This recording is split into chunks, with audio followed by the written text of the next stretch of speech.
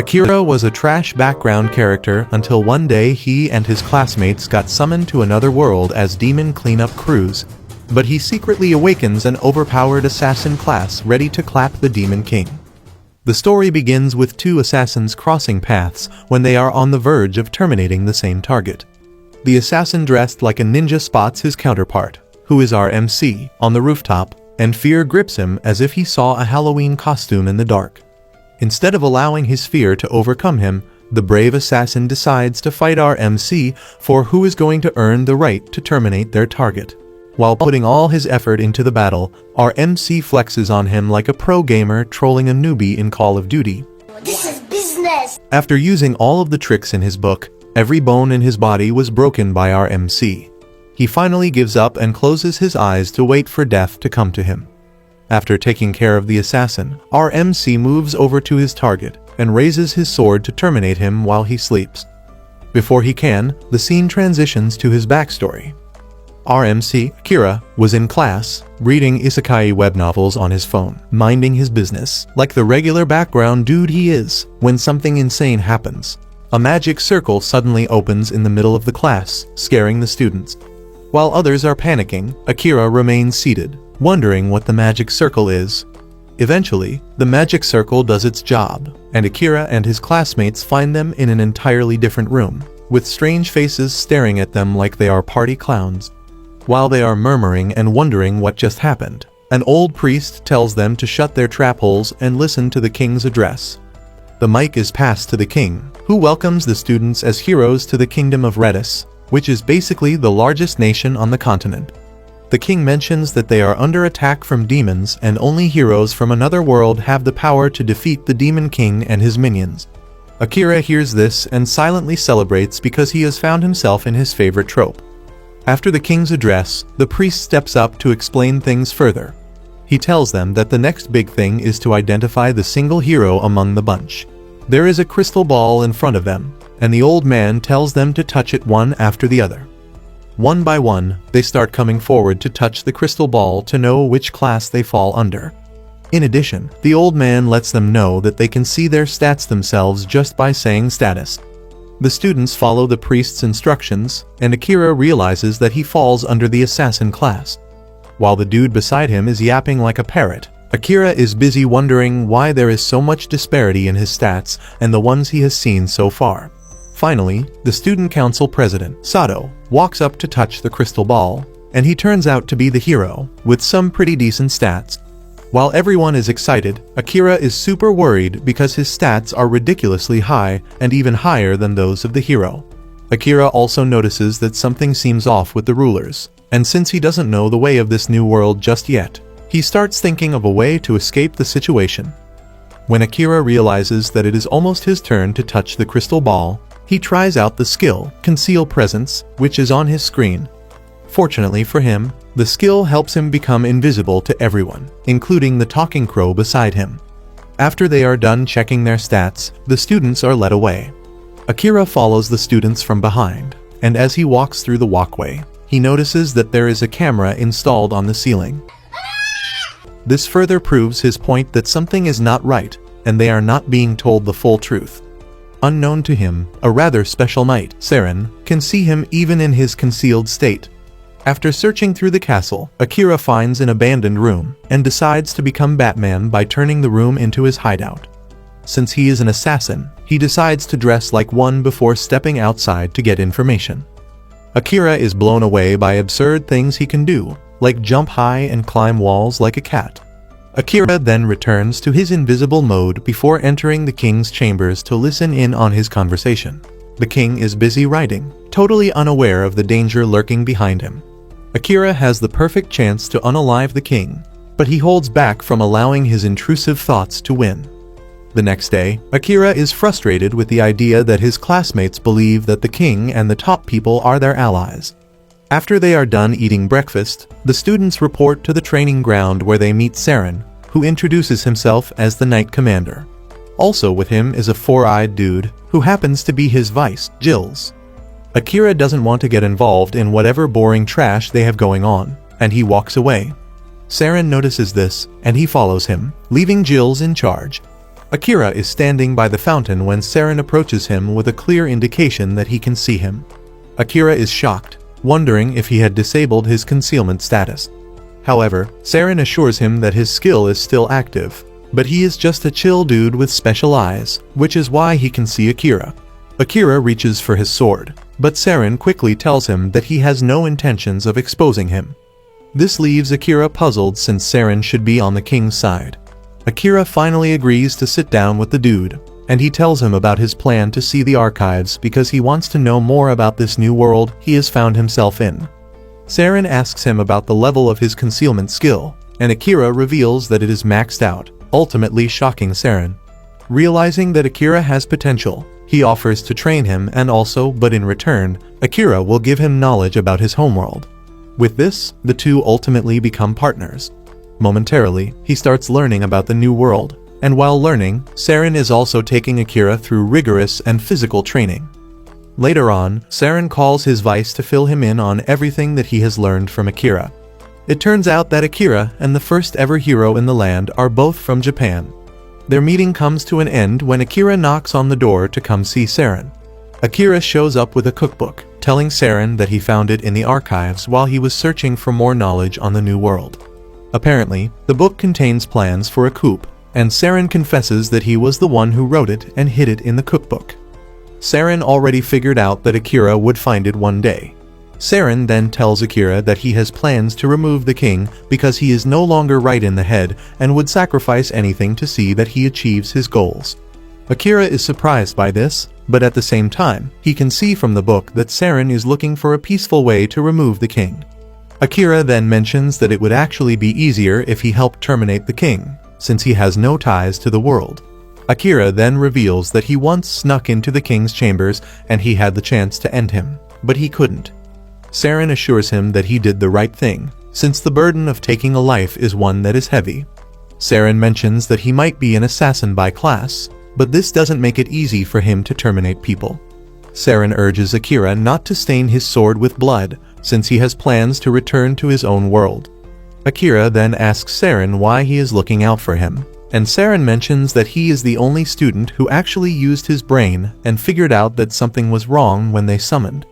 Akira is blown away when he hears this, and he nervously admits that he has never been praised the way Saren just did, since he was always in the shadows. Later on, Akira and the other students prepare to enter a dungeon to slay monsters. As they march to the dungeon, Akira notices a girl staring at them in the distance. He walks over to challenge her, and the girl tells him about the sacrifices that were made just to summon the heroes. Akira wants the girl to say more, but the girl tells him to come talk to her when he uncovers the truth himself. Not long after, the heroes start cutting down monsters in the lower level of the dungeon. Sato and his classmates soon run into a group of orcs, and he uses a smoke bomb that was supposed to help them, but it ends up making the orcs more powerful. Oh, hell no! The situation becomes more tense, leaving Sato wounded. Akira steps into taking on the monsters, but even his sword breaks. Nonetheless, he doesn't give up, as he collects another sword to take on the monster. Akira notices that Sato is not himself, and he calls on a dispel mage to check on him. In the end, it turns out that Sato has been cursed. While Sato is being attended to, Akira takes on the monster. Realizing that the monster is tough, he tells Saren to cover him while he tries to use his new skill, shadow magic. Just as he wanted, his shadow magic emerged from the shadow and created a sort of spiked pit that dragged the monster in before conveniently relieving it of its head. After taking out the monster, Akira is ultimately exhausted, and this almost makes his magic go berserk. But Saren appears behind him to comfort him and be a pivot for him to keep his cool. With Saren's help, he is able to deactivate his shadow magic. When they return to the surface, Akira thanks Saren for helping him put his magic back together when it was about to go berserk. Saren mentions that it is the first he will hear of the shadow magic, and by the looks of it, it looks pretty powerful, but he urges him not to use it unless he really needs to. Akira acknowledges this advice, and Saren tells him that he brought something for him, which turns out to be a katana. Apparently, it was forged and used by the first hero himself. Akira asks why he is getting the katana in place of the hero, and Saren mentions that the hero already has his holy sword, and in addition, the hero holding it will raise suspicions. Akira thanks Saren for the sword and mentions that he is going to take it. He asks Saren what the sword's name is, and he learns that it is carved next to the hilt. Akira checks out the carving and realizes that it's in Japanese, and it translates to God of the Night Blade. Furthermore, carvings on the blade are wishes from the hero that the sword gets to his successor and helps him in his time of need. Akira is impressed by the first hero's aura and mentions that he would have loved to meet him. Saren then asks about the hero, and Akira mentions that the spell affecting him is too powerful, making it hard to be dispelled. Saren tells Akira that he vaguely has an idea who is behind it. That night, Akira heads to the princess's room to find her disrupting Sato's senses with a stone imbued with a curse. Without hesitation, Akira cuts down the stone and places a sword to her neck, asking her why she is doing what she is doing. All she answers with is that she is doing it for the king, and Akira, realizing that she won't budge, decides to leave. Unknown to him, the princess has a stone for each of the heroes, and the moment he leaves, she resumes her evil deeds. Akira then returns to Saren's chambers to inform him of what he saw, and Saren reveals that the princess is nothing more than a puppet to the king. He asks Akira if he revealed himself to the princess, and he says yes. Instead of scolding him, he basically tells him not to sleep in the castle for the night because they are going to be on the lookout for him. Akira is surprised that he is not getting scolded, and Saren mentions that he is still young and liable to make mistakes, but it is his job to help fix his errors. The next morning, Akira wakes up from the tree where he slept, only to see a crowd standing in the courtyard. He strolls to the courtyard, wondering what is happening over there. From the first interaction he has with Sato, he realizes that the curse is broken. Akira then asks him what the issue is, and he mentions that they are all gathered because of the commander. The moment Akira hears this, he pushes all of them aside and rushes to the middle to find Saren lying in a pool of his blood with a dagger stuck in his chest. Akira falls to his knees in despair, asking the heavens why Saren was terminated. Just then, one of his classmates mentions that the dagger in the commander's chest is the same one that he used in the dungeon. Akira tries to remind him that his dagger broke in the dungeon, but the rest of the class supports the dude, saying Akira is definitely behind the commander's death. Without thinking twice, Akira easily figures out that his classmates are under the princess's spell. Out of everyone, Sato is the only one trying to be reasonable, but the king soon shows up and orders that the knights terminate Akira. Realizing the danger, he quickly activates the concealment skill to get away from them. He appears behind Jills and subtly calls his name so as not to scare him. Jills then mentions that the commander was sent to the afterlife by the king's personal assassins, the Night Ravens. Jills lets him know that the assassins are also after him, but the commander had already left provisions for him in his chambers. Akira thanks Jills and immediately heads to Saren's chambers to get the things he left for him. Akira is thankful that Saren made the provisions beforehand, just as if he already knew that he was going to be eliminated. Akira safely escapes the palace, but the king tells the princess to make sure that they stay on his tail. Before his death, Saren had told Akira that the best place for him to hide when he is in trouble is the dungeon. However, he warns him to be careful because he is going to have little access to water. And in addition to this, the enhanced monsters can sense him even in a concealed state. Saren lets him know that he can easily level up in the dungeon and increase his class abilities. Saren had advised him to head to the labyrinth of Cantinen to try and take out the bosses on every 10th floor because he would get special rewards from this. However, he lets him know that he won't be able to leave a boss's chamber once he enters, and it would be a fight to the death. The first boss room that Akira enters is a monster that looks like a cat, but has a snake for a tail. Akira gets completely overwhelmed in the first few minutes of the battle, and realizes that he is about to be terminated. He activates his shadow skill. The skill takes effect and rips the monster to shreds, but he passes out right after. The shadow system senses his bad state and kicks into action to heal him and prevent him from dying. At the palace, Sato urges his classmates to join him in the hunt for the Demon Lord, but the princess's curse makes them say no. Suddenly, one of the classmates, Asa, offers to follow Sato, and before he knows it, a couple more join Sato. Sato thanks them, and after they get out of the castle, he asks them why they followed him. The Dispelling Mage mentions that she could sense that they were under a curse, but Asa says he faintly remembers breaking into a room and destroying strange stones.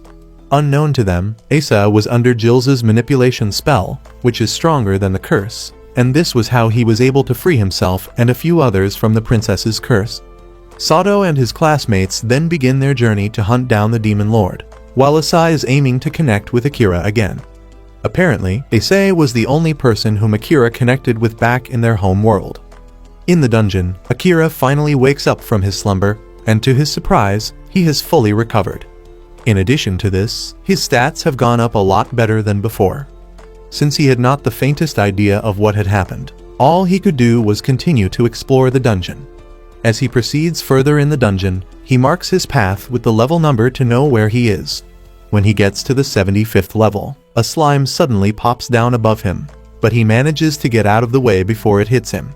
He cuts down the slime, but to his surprise, an unconscious elven woman drops from inside the slime. Akira is blown away by the beauty of the lady. Since he is curious about the lady, he decides to use one of his skills, World Eyes, to get information on her. However, he immediately deactivates it because of the rush of information passing through his head. Suddenly, the elven girl regains consciousness, and with a little information that Akira obtained, he realized that the girl also has the World Eyes skill. The girl passes out again after asking Akira where they are. Later on, the elf wakes up to find a blanket on her, and there is also a fire to keep her warm. The girl is impressed by all the things that Akira has done, and Akira mentions that he is used to it because he was the one caring for his sick mother. After a short conversation about being royalty, the girl decides to go back to sleep, and Akira does the same. The next morning, the girl stays with Akira to explore the dungeon, and soon afterward, they arrive at the boss's chambers, which turn out to be a dragon. After a hard-fought battle, Akira is able to take down the dragon with his wits. The elf is impressed by Akira's strength, but suddenly, the dead dragon is suddenly engulfed in a blinding white light, leaving them utterly shocked. When the light finally dissipates, the dragon suddenly turns into a cat, providing further shock to the two. The elf girl, Amelia, tells Akira that the cat is still alive, but it is weakened, and moreover, it has a shape-shifting ability, which is why it presented itself as a dragon. Amelia reveals that she is able to deduce all of these thanks to her god eyes, but it seems Akira is still struggling to control his. Suddenly, the cat gains some strength, and it speaks, revealing its disappointment at having lost to weaklings like Akira.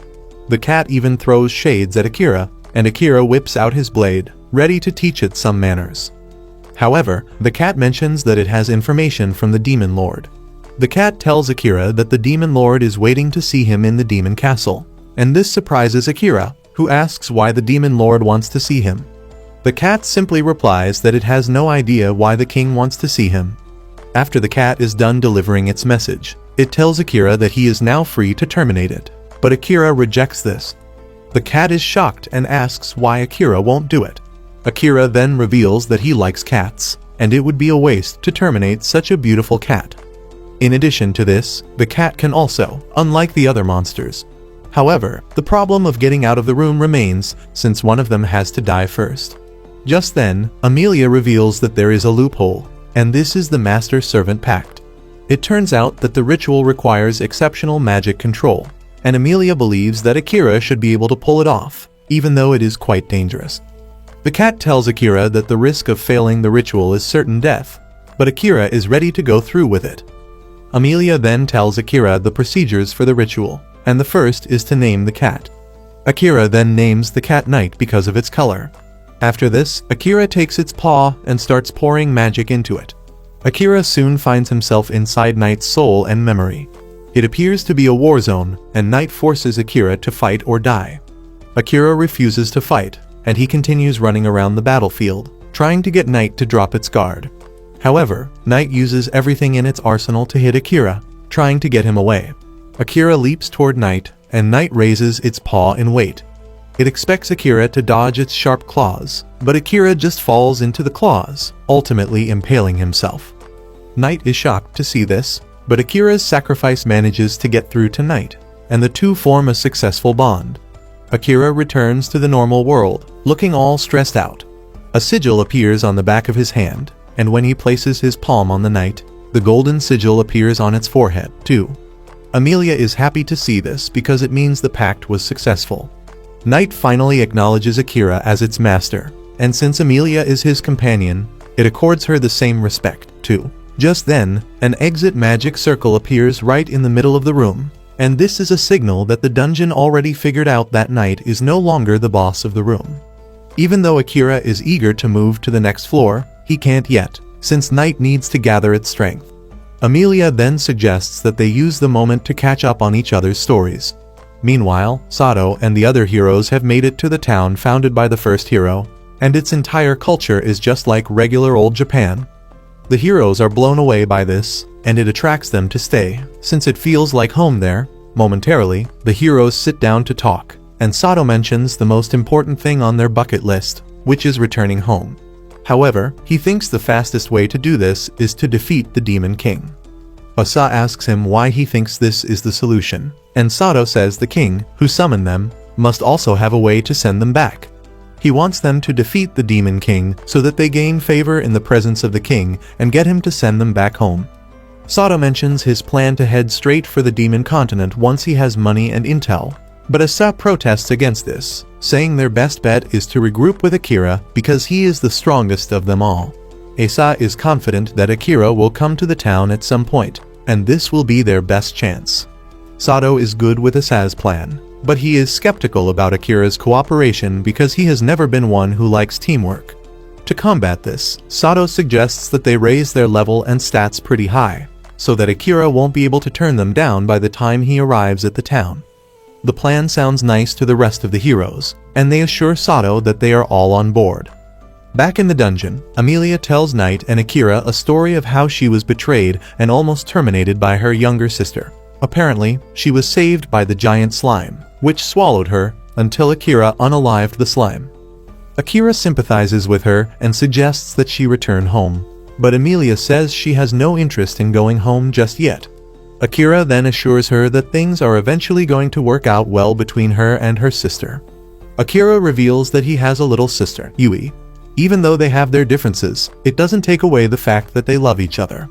After telling them this, Akira mentions that it is important to him to return home to his mother and sister, but there is something he needs to do before then. He mentions that Saren was good to him when he arrived in this world, and he taught him everything he knew, but he was taken away from him. While saying this, Akira's malice fills the room, and he promises to avenge his mentor. Emilia is forced to call out his name before he finally realizes that he was already going out of control. He apologizes for his outburst, and the two mention that they are familiar with Saren because he is a reputable commander. After the intense moment, Akira and Emilia end up rubbing Knight's body as a means of therapy. After they have all gained their strength, Akira suggests that it is time they finally leave the dungeon. Akira asks about the magic circle, and Knight mentions that only a handful of demons still have the knowledge on how to create them. Emilia then cuts in, saying she once heard the circle take the user to where they wish to be. Apparently, even if several people enter the circle, it is still going to react to just one person's will. Emilia then assures Akira that she is going to follow him to where he wants to go. As they are about to step into the teleportation circle, Akira actually thinks of returning to his homeworld, but he quickly trashes the thought. The trio then enters the circle, and by the time they open their eyes, they find themselves close to the holy tree. Emilia is shocked to see this, since they just found themselves in elven territory, and this is what Akira wants. They haven't used a minute in the forest when they are suddenly attacked. Akira gets Emilia out of the way before charging toward the attacker to subdue him. Surprisingly, Emilia knows the dude as Liam. Liam calls Emilia a traitor who deserves to die. Akira then knocks Liam out before he continues with his blabbering.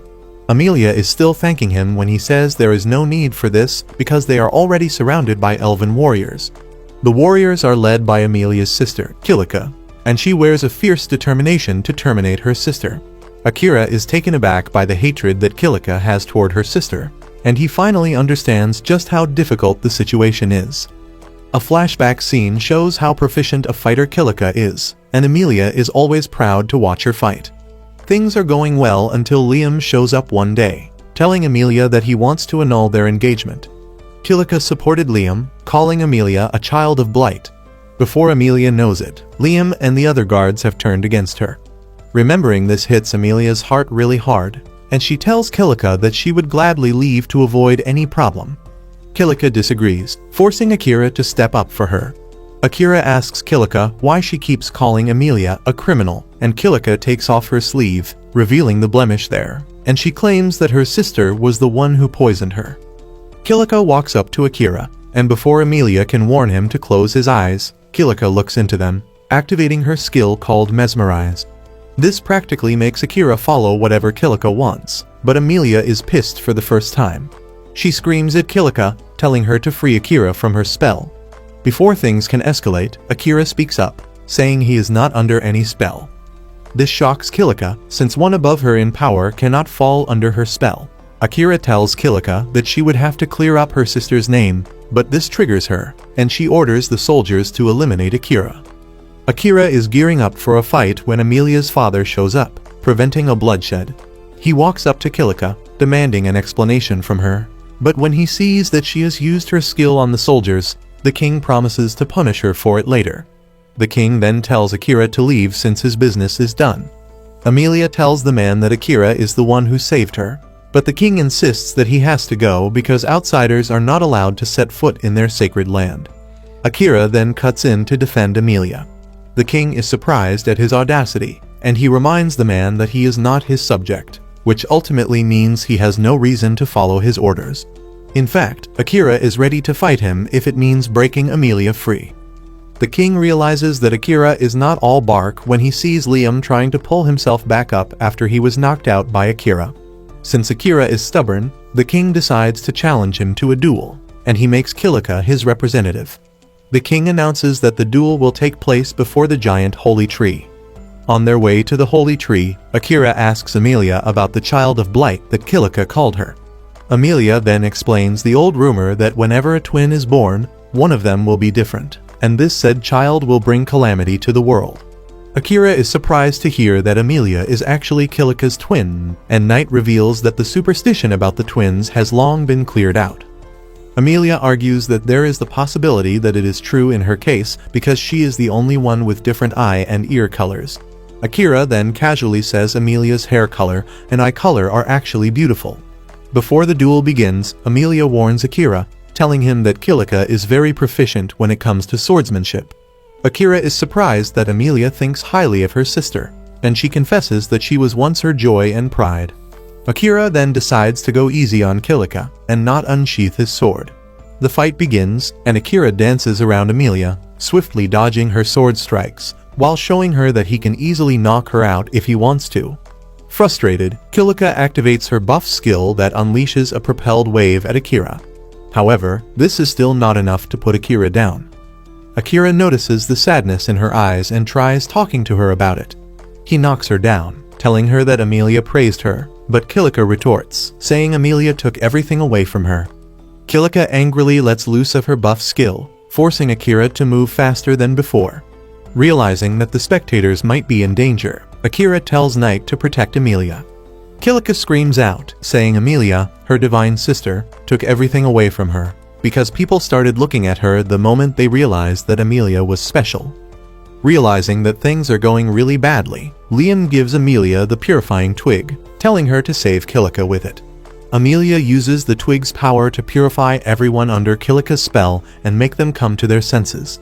This only forces Kilika to the edge because she believes that she has truly lost everything. She unleashes every power within her, and Akira figures out that people are going to get hurt if he tries dodging the attack. He immediately activates his shadow magic, telling it to devour Kilika's rogue buff skill before ordering it to then devour him just so he can contain the power. Kilika refuses to back down, and she makes one last charge toward Akira, but he easily knocks her down. Kilika finally calms down, tearing up that everything is over, since her skill has been cancelled. Emilia tells her that she is getting it all wrong because Liam was never under her spell. Just then, the king comes clean, saying he is the cause of everything because he took away Kilika's memories. He restores Kilika's memories, and she remembers that she has always been with Liam.